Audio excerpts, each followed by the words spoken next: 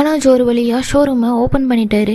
ஆனால் இன்னைக்கு அவர் பண்ணதெல்லாம் பார்க்கும்போது ரொம்ப நாளைக்கு இந்த தொழிலில் அவர் இருக்க மாட்டாருன்னு தான் தோணுது. ஒரு தொழில்னா அதில் நமக்கு அனுபவம் இருக்கணும், இல்லைன்னா அனுபவம் உள்ளவங்களை கூட வச்சுக்கணும். இங்கே பார்த்தீங்கன்னா மனோஜுக்கும் எந்த அனுபவமும் இல்லை.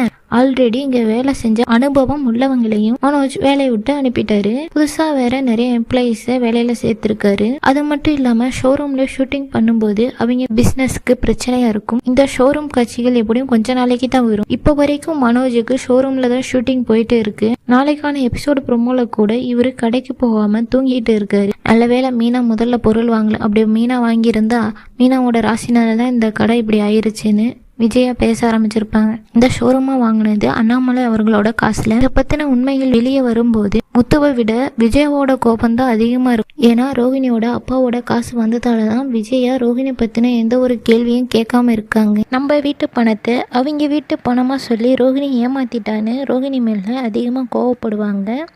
பழையபடி ரோஹிணி குடும்பம் பற்றி விஜயா கேட்க ஆரம்பிச்சிருவாங்க. அதே நேரத்தில் நம்மளோட காசு எடுத்து இப்படி நஷ்டம் பண்ணிட்டாங்கன்னு ரோஹிணி மேலே பயங்கரமாக கோவப்படுவாங்க. ரோஹிணியோட குற்ற எண்ணிக்கை அதிகமாயிட்டே போகுது. ஆனால் ரோஹிணி மாட்ட மாட்டேங்கிறாங்க.